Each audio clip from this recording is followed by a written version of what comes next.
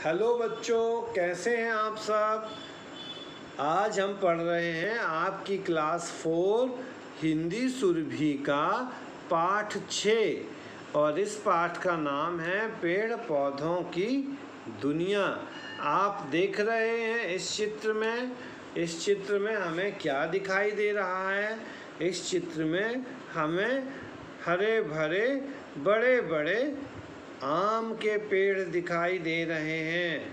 ठीक है, तो इस पाठ को जब हम पढ़ेंगे तो इस पाठ को पढ़ने के बाद हमें क्या क्या सीखने को मिलेगा।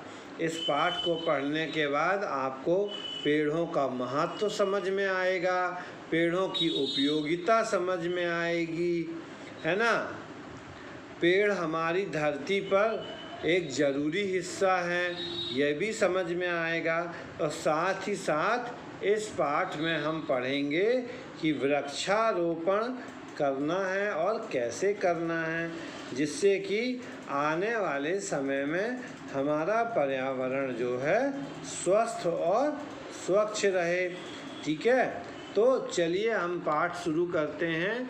आज का पाठ है पेड़ पौधों की दुनिया। कौन सा पाठ है?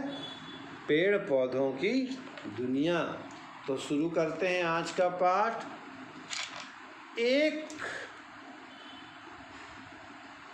बूढ़ा आदमी सड़क के किनारे आम का पौधा लगा रहा था।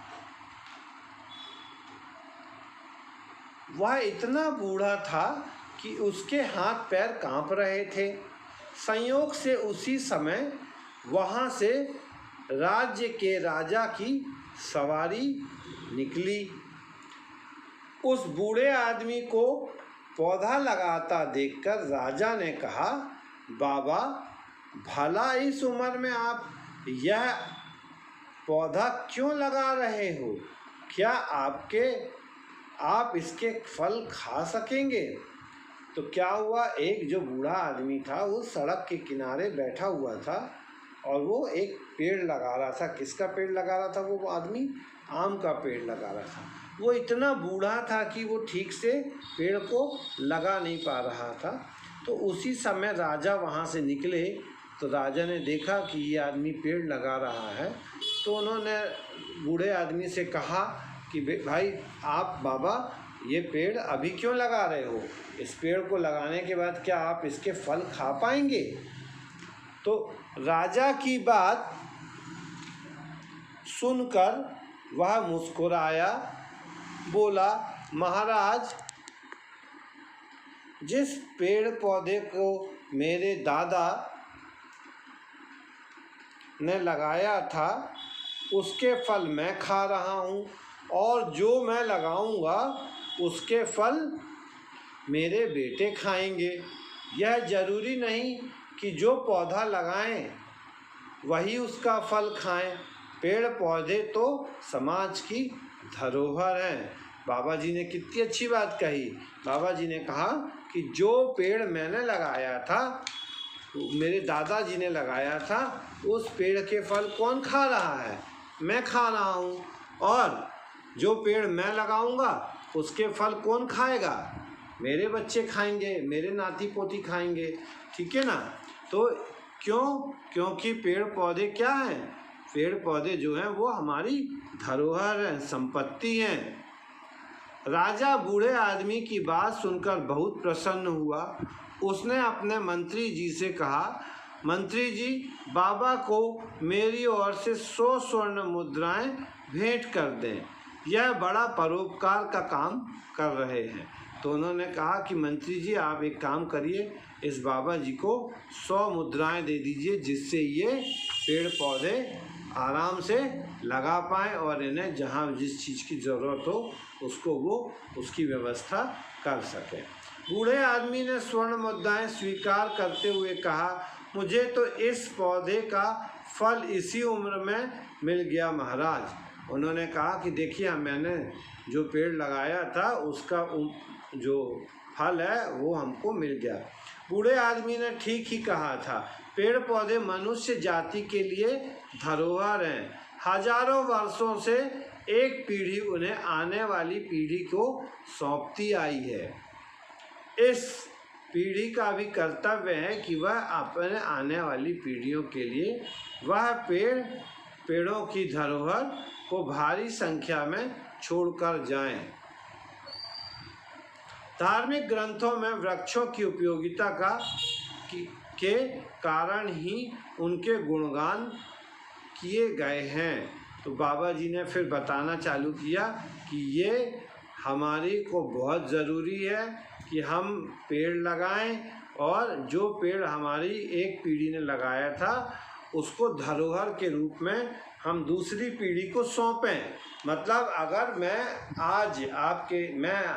अपने घर में एक पेड़ लगा रहा हूँ तो आने वाले समय में उसी पेड़ को मुझे आप बच्चों को सौंपना रहेगा, जिससे कि आप बच्चे भी उस पेड़ को ध्यान रख सकें, उससे लाभ ले सकें और जब आप बच्चे बड़े हो जाएं तो ये काम आप अपने दूसरे बच्चों को सौंप दें। तो यह एक पीढ़ी से दूसरी पीढ़ी के लिए धरोहर जैसा काम करेगा, क्योंकि वृक्षों को धार्मिक ग्रंथों में बहुत महान माना गया है, इसीलिए उनके गुण बताए गए हैं।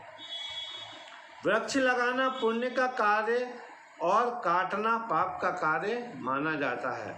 अब वृक्षों को लगाना एक पुण्य का कार्य है, अच्छा कार्य है, ठीक है, मंगलकारी कार्य है, लेकिन वहीं वृक्षों को काटना एक पाप का काम माना गया है। प्राचीन ग्रंथों में कहा गया है कि वृक्ष मनुष्य के पुत्र के समान हैं। क्या कहा गया है? कि वृक्ष जो हैं मनुष्य के पुत्र के समान हैं। उनका यश प्राचीन ग्रंथों में कहा गया है कि वृक्ष मनुष्य के पुत्र के समान है। मतलब वृक्षों को क्या माना गया है? पुत्र माना गया है। ये मनुष्य की मृत्यु के बाद भी उनका यश फैलाते हैं, मतलब नाम रोशन करते हैं। वृक्ष लगाने से रोग शोक दूर होते हैं, है ना। वृक्ष लगाने से बीमारियां भी दूर होती हैं, दुख दूर होते हैं। यही कारण है कि कुछ लोग तुलसी, आंवला, केला, पीपल, बिल्वपत्र यानी बेलपत्री आदि वृक्षों की पूजा करते हैं। आपने देखा होगा कि हम अपने घरों में दादी लोग, मम्मी लोग आपकी क्या करती हैं? तुलसी के पेड़ की पूजा करती हैं, आंवला की पूजा करने जाती हैं, ठीक है ना। बेलपत्री की पूजा करती हैं, शंकर जी को बेलपत्री चढ़ाई जाती है। पीपल की पूजा करते हैं। क्यों? क्योंकि ये हमारे लिए बहुत उपयोगी हैं। आज पौधों को हरा सोना कहा जाता है। अंतर केवल इतना है कि सोना खान के अंदर होता है और हरा सोना खुली खान है। मतलब जो सोना है वो कहाँ मिलता है आपको? खदान में मिलता है, ज़मीन के नीचे। लेकिन ये जो हरा सोना है वो खुले आसमान में रहता है। इसे बिना सोचे समझे लूटा जाएगा तो इसके अभिशाप से हम सब लुट जाएंगे। अब उसमें कहा गया है कि अगर अपन इन पेड़ों को लूटेंगे, मतलब इनको नुकसान पहुंचाएंगे, तो क्या होगा? इससे हमको ही नुकसान होगा। वृक्ष वर्षा कराने में हमारी सहायता करते हैं। उनकी टहनियाँ झूम झूम कर बादलों को बरसाने का निमंत्रण देती हैं। वृक्ष की जड़ें पानी को तेजी से नहीं बहने देती। वृक्ष की टहनियों के कारण वर्षा की बौछारों का टकराव धरती पर सीधा नहीं होता है। इससे भूमि कटाव कम होता है। कटाव कम होने से मिट्टी की उपजाऊ परत पानी में बहने से बच जाती है। इसका क्या मतलब हुआ? इसका मतलब ये हुआ कि वृक्ष कैसे हमारी मदद करते हैं। वृक्ष जो है वो बादलों को पानी बरसाने के लिए बुलाते हैं, है ना। और जब पानी बरसता है तो जो पेड़ की जड़ें होती हैं वो मिट्टी को पकड़ के रखती हैं, तो मिट्टी पानी में बहने नहीं पाती है। और जब मिट्टी पानी में नहीं बहती है तो वो ज़मीन कट कट के कम नहीं होती है और हमारी जो ऊपरी परत है, उपजाऊ परत, वो ज्यों की त्यों सुरक्षित बनी रहती है। वृक्ष हवा के अशुद्ध कणों को पचा लेते हैं। अब वृक्ष क्या करते हैं, हवा में जो अशुद्ध कण होते हैं उनको खा लेते हैं या ख़त्म कर देते हैं और हमें साफ हवा देते हैं, भूमि को गर्म होने से बचाते हैं। अगर वृक्ष ना हो तो धरती का तापमान इतना बढ़ जाएगा कि एक दिन ध्रुवों पर जमी सारी बर्फ़ पिघल जाएगी। हमने साइंस में पढ़ा है कि नॉर्थ पोल और साउथ पोल होते हैं जहाँ पर पूरे साल बर्फ़ जमी रहती है। तो अगर हमारे पेड़ पौधों को हम काट के अलग कर देंगे तो ये पूरी जो जमी हुई बर्फ़ है वो बह के पानी बन जाएगी, पूरी धरती जलमग्न हो जाएगी। तब ना आप बचेंगे ना हम, और ना बचेंगे रंग बिरंगे पशु पक्षी। और अगर पूरा बर्फ़ पानी बन जाएगा तो क्या होगा, पूरी ज़मीन में पानी भर जाएगा, तो फिर ना पेड़ पौधे बचेंगे ना पशु पक्षी बचेंगे, कुछ भी नहीं बचेंगे। पेड़ पर कुल्हाड़ी उठाकर हम अपने पैरों पर ही कुल्हाड़ी मारते हैं। हम पेड़ पर कुल्हाड़ी नहीं मार रहे हैं, अपने पैरों पर कुल्हाड़ी मार रहे हैं। अपने पैरों पर कुल्हाड़ी मारने का मतलब क्या है, अपना नुकसान स्वयं कर रहे हैं। जनसंख्या की बढ़ोतरी के साथ आज पेड़ों की संख्या को काटा जा रहा है। जैसे जैसे जगह की कमी हो रही है, जनसंख्या बढ़ रही है, तो हम क्या कर रहे हैं, हम पेड़ पौधों को काट के वहाँ पर रहने के लिए, खेती के लिए, है ना, जगह बनाते जा रहे हैं। नदी घाटी परियोजनाओं के लिए पेड़ गिराए जा रहे हैं। नदियों के पास जो नदियों में बांध बनाने हैं उसके लिए भी पेड़ों को अलग किया जाता है। रेल और सड़कों का जाल बिछाने के कारण वृक्षों का सफाया हो रहा है ना। अब रेल पटरी बिछाना रहती है, सड़क बनाना रहती है, तो वहाँ पर भी हमको क्या करना पड़ता है, पेड़ों को काट के अलग करना पड़ता है, तभी तो हम बना पाते हैं। विकास के ये सब काम ज़रूरी हैं, ये सब काम हमारे लिए बहुत ज़रूरी चीज़ें हैं, लेकिन हमको इस चीज़ का भी ध्यान रखना है कि हमें पेड़ पौधों को बचाना है, ठीक है। लेकिन हमें इन सभी समस्याओं से बचने के लिए कोई रास्ता निकालना होगा। यदि नहरें बनानी है तो उसके किनारे वृक्षों की पंक्तियां लगाई जा सकती हैं। सड़कें और रेल की पटरियों के किनारे पेड़ लगाने से यात्रियों को भी लाभ होगा। वृक्ष लगाने से जोड़ सकते हैं हम, है ना। हम अपने उत्सव त्योहारों का संबंध वृक्षों से जोड़ सकते हैं। जन्मदिन हो या नामकरण, संस्कार, विवाह हो या कोई उत्सव, हम उसकी स्मृति में यदि एक पेड़ भी लगाएंगे तो कुछ ही वर्षों में हमारी धरती हरी भरी हो जाएगी। धरती पर नंदनवन उतर आएगा। नंदनवन कैसा है, नंदनवन होता है जो सदा हरा भरा बना रहता है, तो वैसे ही हमारी धरती भी हरी भरी बनी रहेगी।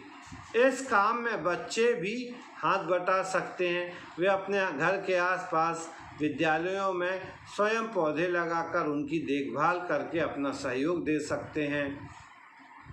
हमें पेड़ की पत्तियां भी नहीं तोड़नी चाहिए। पेड़ की हरी हरी पत्तियां ही फल, मेवे और सुगंध तैयार करती हैं। कमाऊ सपूत की तरह हर दिन पत्ती दिन रात काम में जुटी रहती है। तो हमारे पेड़ों की जो पत्तियां हैं वो कैसी हैं, कमाऊ सपूत हैं, वो पूरे दिन काम करती हैं, है ना। पेड़ों की पत्तियां हवा की गंदगी को साफ़ करती हैं, हमें मेवे देती हैं, तेल देती हैं, सुगंध वाली चीज़ें देती हैं। तो पेड़ की पत्तियां भी हमारे लिए बहुत काम की हैं। पेड़ों की दुनिया बड़ी अनोखी है। पेड़ हमारी तरह हंसते हैं, रोते हैं और जागते हैं। कुछ पेड़ बहुत शर्मीले और नाजुक होते हैं, उनकी ओर उंगली उठाई नहीं कि वे मुरझा गए। क्या आपने छुई मुई के पौधों की पत्तियों को देखा है। तो इसमें बस लेखक ये भी बता रहे हैं कि पेड़ जो हैं वो खुश भी होते हैं, हंसते भी हैं, रोते भी हैं, है ना, नाजुक भी होते हैं, शर्मीले भी होते हैं। जैसे शर्मीला पेड़ क्या है छुई मुई का पेड़ है, जिसको छूते ही अपन का क्या होता है, वो पत्तियां बंद हो जाती हैं। अफ्रीका में शिकारी पौधा पाया जाता है। अफ्रीका में कैसा पौधा पाया जाता है? एक शिकारी पौधा पाया जाता है। यह पौधा अपने आसपास से गुजरने वाले छोटे जंतुओं को अपनी शाखाओं में लपेट लेता है। क्या करता है? ये अपनी शाखाओं में उसको लपेट के और शिकार करता है और अपना खाना बना लेता है। हिमालय और उसके आसपास ऐसे पौधे पाए जाते हैं जो अंधेरे में चमकते हैं। चंद्रमा को वनस्पति जगत का पति माना गया है। सोमौषधि नामक पौधे में चांदनी रात में पत्ते लगते हैं। पूर्णिमा के दिन तक उसमें 15 पत्ते हो जाते हैं। ठीक है, एक पेड़ है जिसका नाम है सोमौषधि। क्या नाम है उसका? सोमौषधि। और उसमें क्या होता है, जब 15 दिन चांदनी की रात होती है तब उसमें 15 पत्ते निकलते हैं, रोज एक एक पत्ता। और अंधेरी रातें शुरू होती ही उसका हर दिन एक एक पत्ता गिरने लगता है। अमावस्या आते आते तक इस पर कोई पत्ता नहीं रहता, केवल इसका तना ही अंधेरे में चमकता रहता है। तो ये बात आपको समझ में आई? वास्तव में पेड़ पौधों का भी एक विचित्र संसार है। तो आज हमने इस संसार के बारे में पढ़ा और अब हमें क्या करना है? संकल्प लेना है। किस चीज़ का संकल्प लेना है? कि हमें पेड़ों को, इस संसार को, पेड़ों के इस संसार को पालने में, बढ़ाने में सहयोग देना है। ठीक है, तो ये था हमारा पाठ वृक्षों का संसार। और अब इसके कुछ कठिन शब्द देखते हैं अपन, जैसे धरोहर का, अमानत, मंगल कारक का, पुण्य, पुण्य का मंगल कारक। ठीक है, ध्रुव यानी पृथ्वी के उत्तर और दक्षिण सिरे, स्मृति यानी याद, आहार भोजन, औषधि दवा, संकल्प दृढ़ निश्चय, परोपकार दूसरों की भलाई, यश नाम या प्रशंसा, जलमग्न होना यानी पानी में डूबना, कमाऊ यानी कमाने वाला, और वनस्पति जगत यानी पेड़ पौधों की दुनिया। तो ये थे हमारे कठिन शब्दों के अर्थ, जिन शब्दों को आपको अपनी कॉपी में लिखना है और परीक्षा के लिए तैयारी करना है। बाकी जो भी आपकी एक्सरसाइज हैं, इन एक्सरसाइजों को हम आपकी क्लासरूम में सॉल्यूशन के साथ में भेज देंगे। तो तब तक बच्चों आप लोगों को क्या करना है? अपना ध्यान रखना है, लगातार पढ़ते रहना है। अभी यहाँ पर एक एक्सरसाइज आप देखिए, 2 फल देने वाले पेड़, फल जो देते हैं आम और अनार, 2 ऐसे वृक्ष जिनसे हमें लकड़ी प्राप्त होती है, साल और सागौन। 2 फूलदार वृक्ष, गुलाब भी हो सकता है, गेंदा भी हो सकता है। ऐसे 2 वृक्ष जिनकी पूजा होती है, पीपल और आंवला। 2 छायादार वृक्ष, नीम और बरगद। तो इस तरह से आपको इन सभी एक्सरसाइज के क्वेश्चनों को करना है। तब तक बच्चे लोग अपना ध्यान रखिए, घर पे रहिए और लगातार पढ़ाई करते रहिए।